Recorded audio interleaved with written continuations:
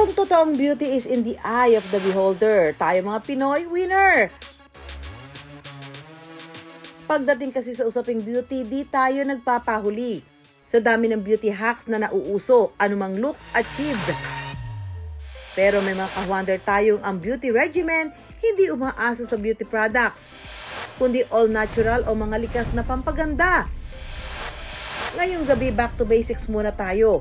Mga halaman, gulay at prutas na ang pakinabang ay di lang sa hardin at kusina. Bad hair day!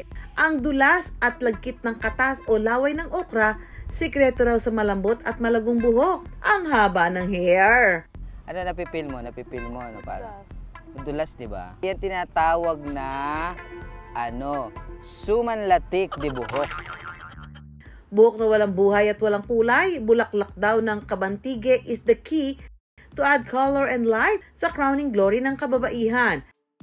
At ang dahon ng oregano na dati pang tapal-tapal o katas-katas lang, ginagawa ng sabon para sa sensitive skin. At tsuete as makeup, pwede nga ba? Chicken oil. Huwag nang paiwan, mga natural na pampaganda ni Juan, ibida na.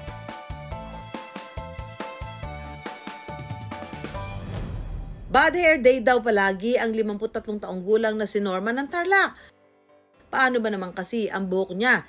Tila gusto nang mag-goodbye, naglalagas. Kasi napapansin ko na malago talaga ang hair ko nung bata ako. So napapansin ko siya, naglalagas, saka madaming hair falls. Ang suspecha ni Norma, ang primerong dahilan ng paglalagas ng kanyang buhok, stress. Hanggang gabi raw kasi ang kanyang trabaho sa tinapahan. Kaya ang kombo ng pagod at usok, ramdam hanggang anit at buhok. Kaya dagdag gastos pa si Norma sa pagsubok ng iba't ibang hair treatment. Mula sa coconut oil, aloe vera, sinubukan niya. Noon po kasi, aloe vera ang ginagamit ko.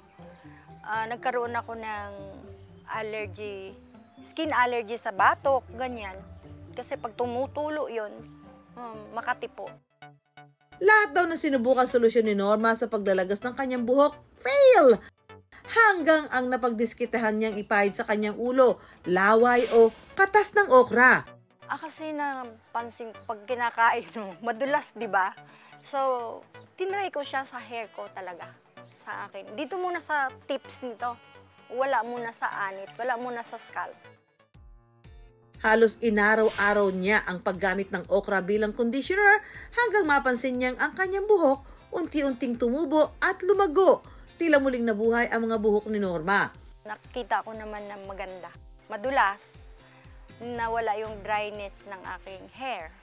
Ang hair care routine raw niya ngayon, nagsisimula sa paggawa ng okra hair conditioner. Gagadgarin muna ang okra para mas maging pino at lumabas ang katas. Ito, pagkatapos mo i-grate ng ganyan, siyempre dahil may nakalagay dyan, lalagyan mo ng tubig. Ayan. Iyan na yun ang magsisilbing katas niya, lahat mapupunta sa water.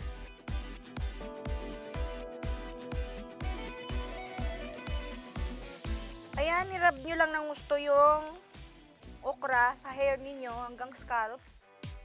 Ibababad lang sa buhok mula 15 minuto hanggang 1 oras. Kain ka muna ng okra. Pagkatapos, pwede na itong banlawan.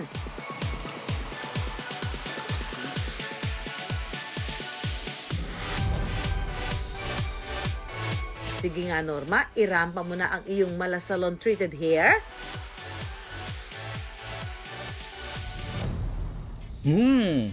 Parang gusto kong subukan yan, Ate Norma. Ipitas mo nga ako ng okra dyan. Ito na ang mga okra, Empoy. Grabe naman itong pinadala mo, Ate Norma. Sigurado ka bang sa buhok gagamitin to? Baka naman sa mga ulam to eh.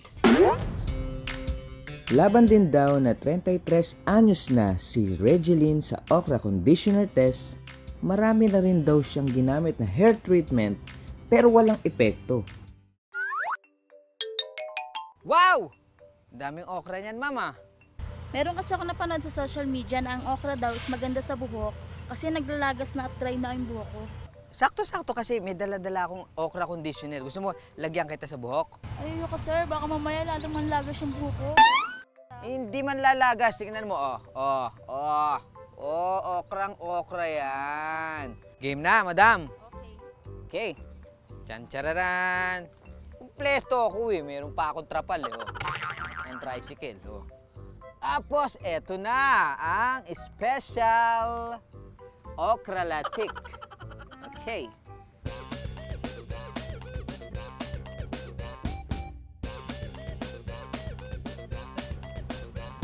Ganda nga po. Sigurado ka ba dyan, sir, sa ginagawa mo? Hindi nga eh. Pero teka lang, sir, bago mo lagyan, ito po sa likod to eh. Ay, ganun ba? Sorry na. Sigurado ka bang sanay ka dyan, sir? Oo Pati naman. mukha ko kasi, sir, nalalagyan. 75 years ko lang ginagawa to. Huwag mo akong anuhin na lubinya. Huwag mo akong ano. Ano ba yan, Empoy? Marunong ka ba talaga niyan? Baka naman imbes na hair care, mauwi yan sa disaster. Wait! Tulong! Ay, ate, wait lang. Ako lang ang una at kauna-unahang tao makakapagpaganda ng buhok mo. Huwag ka nang pumunta sa ibang salon pa. Talagang sa akin, dito na solve ka na. Ano ka? Kinain mo lahat ng okra. Hindi mo ako tiniran. Ilalagay ko pa to sa kare-kare at sinigang. Mamaya-maya babanlawan na natin to. Pang-usapan Tapos, lang natin buhok. oo nga. Yung may damage. Ano ka, kulong pa nga, wala pang ikilay mo.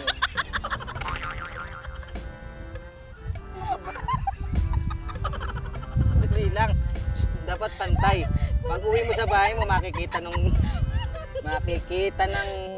ng husband mo, hindi pantay yung pagkakaano sa'yo, eh, baka mapagalitan pa yung Okra Hair Salon.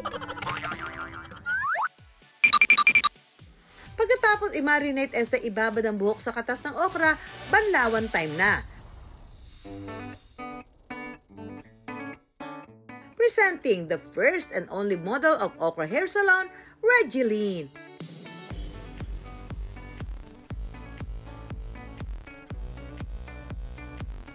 O diba, mula kay Norma hanggang kay Regeline, Okra Hair Conditioner to the rescue.